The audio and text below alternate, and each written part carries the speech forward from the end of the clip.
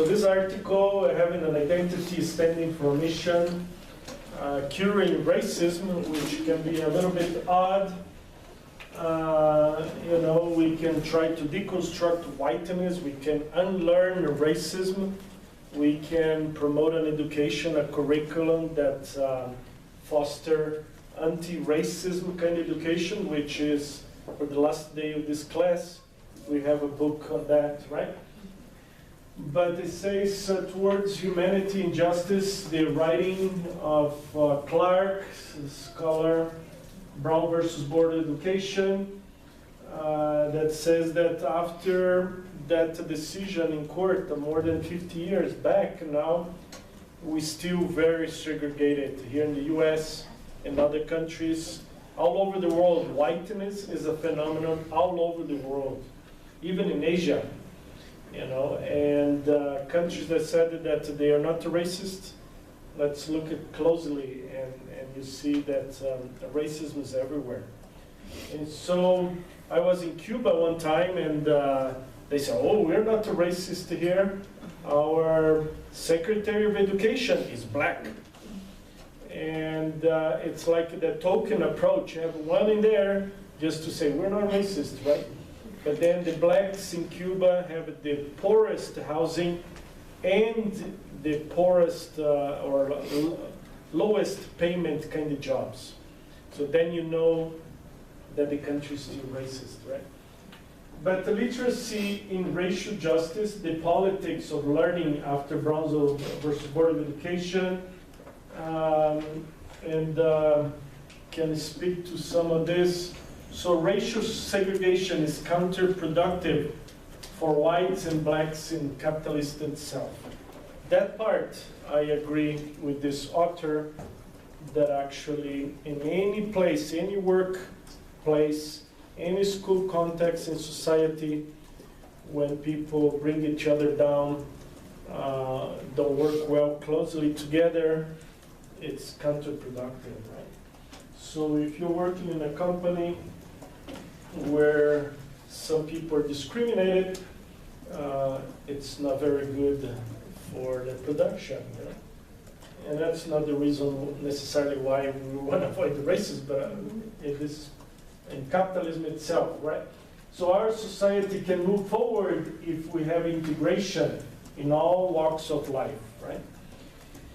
So this is just the basic ideas. We have many other complex ideas. We already analyzed some, and we still have some ahead of us for this course. But this Clark was asked what blacks should call themselves. His response was whites. So that means that, as I said it last week, there is a major push, especially here in the Americas, and other countries too, to whiten up the population, And so you have people of color that feel like they have to internalize whiteness in order to succeed. And that's a very sad thing to go through, right? So the roots of racism, racial prejudice, is a disease. That I disagree. A mental illness which adversely affects adults and vulnerable children. If we go into the pathology of things, then say, oh yeah, it's a disease, so then we tolerate it. I don't think so, I disagree with this author, but not everything we read in this class we should agree with, right? I guess by now you should have an idea that we can disagree with some of the authors, right? And as I said earlier, racism is a structure. And that's what we proved to you last week when we look into American apartheid, where government policies and businesses structure society in such a way where people of color are left behind or in a disadvantage, and with a push for whites, even after civil rights movements in the US. We have become more segregated now than before. And people say, oh, but US has a black president, therefore racism doesn't exist here anymore.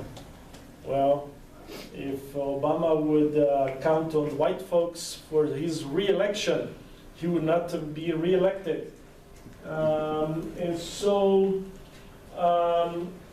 racism is not over because we have one person in a position of power, right?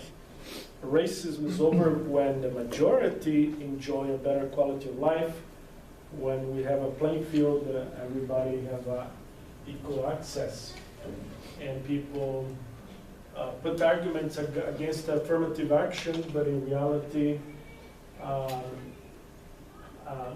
it's one way of trying to correct the mistakes of the past and historically how people of color have been left behind, right? So rather than focusing on the ethology or causes of racism, she focused on the expanding branches of racism and its consequences. So social justice, racial equality, blacks feel like any other human being. Academician work versus activism.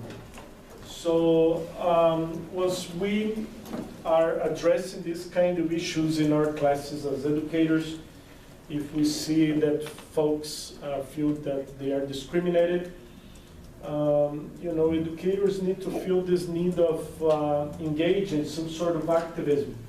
So our academic work should not be apathetic when we see injustices.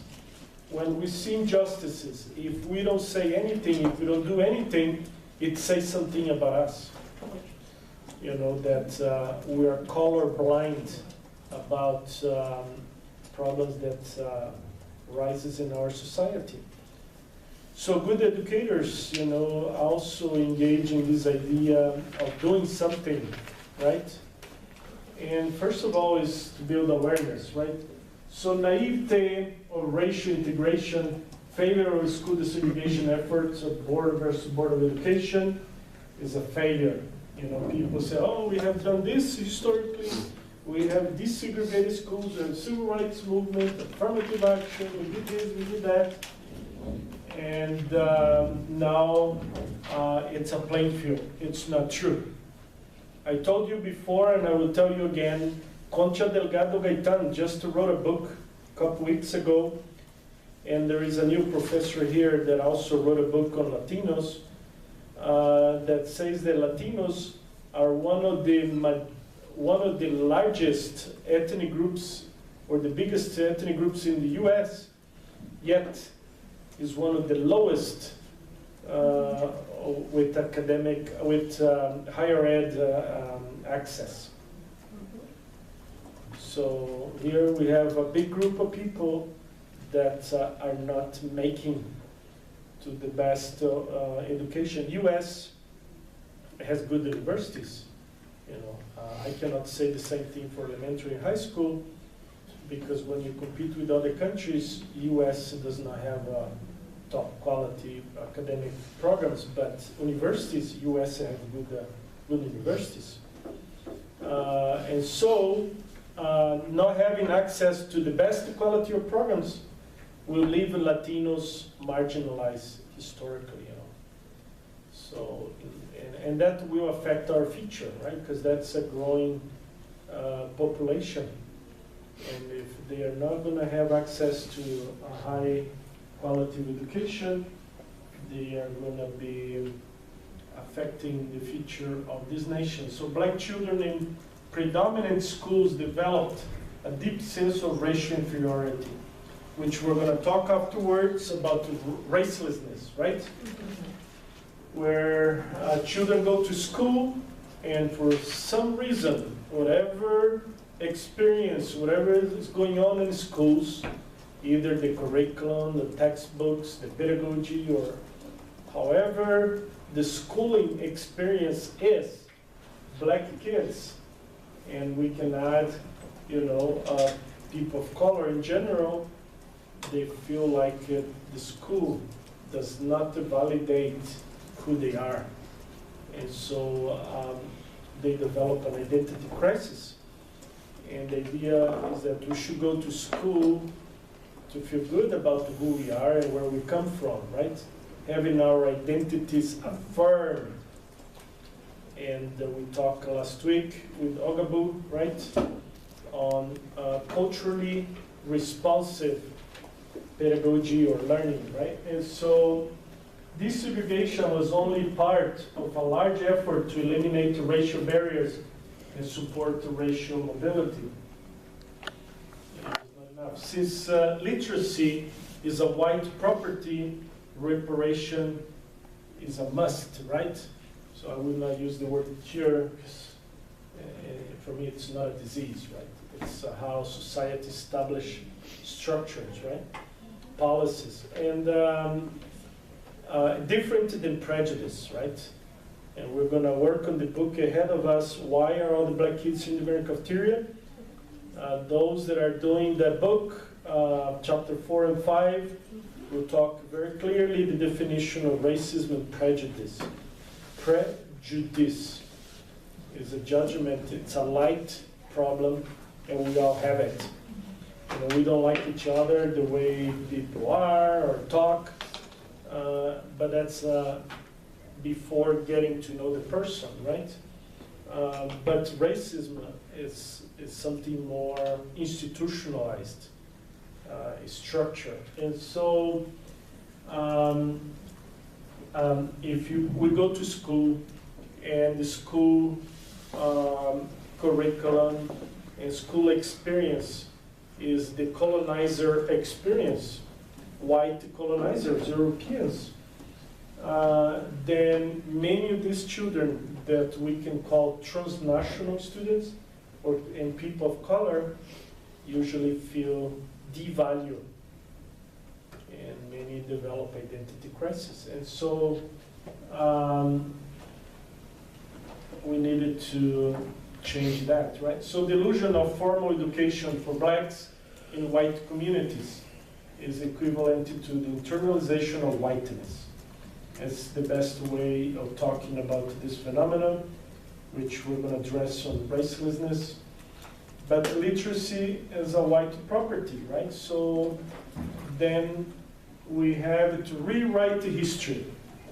And towards the end of this course, then you're going to get a lot of ideas. What should we do, right?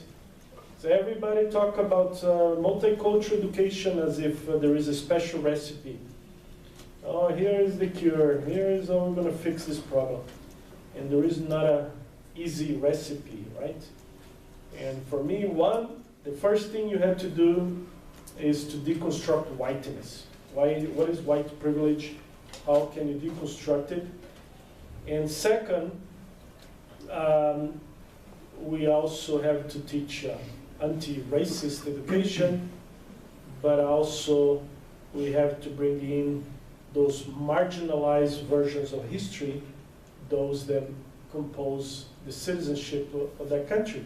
Here in the US, Native Americans, African Americans, Asians, and Latinos, and people from other countries that make a decomposition of the citizenry, and that they all contribute to the making of the country, right? The history. So we have to rewrite history to value these versions that had been historically left out. But then look what Reagan said. Remember Reagan? Non-whites are entitled to literacy, but only if it doesn't cost whites anything, now or in the future. My God, can you believe it? The president of the country say something like that? So that tells you, right? It's not an impression. It's not how people feel. It's a real thing. It's real, you know? And so textbooks, school structure, everything needs we have to rethink it. And literacy is a process of lifelong learning, a source of potential social engagement and critique, fuel for self-affirmation, a means to restore justice to the law. So reparation is long overdue. Aims of education is greater than a pathway to economic success. So I believe on this idea, that those that had been left out or marginalized historically, we have to do something to make reparations, to make sure folks have access. Many folks make a critique of affirmative action, but affirmative action actually helps white women as well. Because being woman, you also had been marginalized historically, and poor whites, and especially farm, rural poor whites, who qualified for affirmative action. Now, after many years of institutions that had implemented affirmative action, we found out that who benefited most from affirmative action was not the people of color. It was white women, the group that benefited most. So white boys were the ones who make it to college, and women still in the kitchen or taking care of the kids at home. And now women finally made it big. In the US, it's almost 50%. Latino women are now making to college more than boys for the first time here in Texas. And so we are almost correcting the issue of gender, even though we know that we still have ways to go because many women does the same job as men and they have a lower salary, right? So we still have injustices on the gender area, but we're talking here about ethnic issues, right? So affirmative action had helped women, in the process. And affirmative action now that is finally helping people of color to make it somewhere, California, for example, voted down affirmative action. Some states have eliminated, and we should continue, right? So to make sure that everybody make it to college, good education, and then when everybody is in a playing field, then we could perhaps remove it, right? So strong evidence shows that nations' economic fortunes are not directly tied to excellence in our education institutions. Economic success is necessary, but not sufficient to sustain this nation's will and commitment to public schooling. We need cultural, social, and legal commitment that is constitutional guaranteed to affirm all children's identity, right? So just to say education itself is not necessarily enough. We have studies now that says that having a college degree does not necessarily that people better their economic life. So I think Miller was one of the scholars that published on that. So just to have a college degree, and people can get college degree, almost like buying a degree, right? There are many institutions with easy access, and you can get a degree very quickly. In those universities that demand more, that has more quality education, will have a higher standard, right? You can't just buy a degree. Even though UTEP got an award of on number 12 of the institutions that students that graduate from UTEP certainly better their economic conditions after graduating and finding a job, right? So UTEP got an award last year for that. And so that's what I had on this particular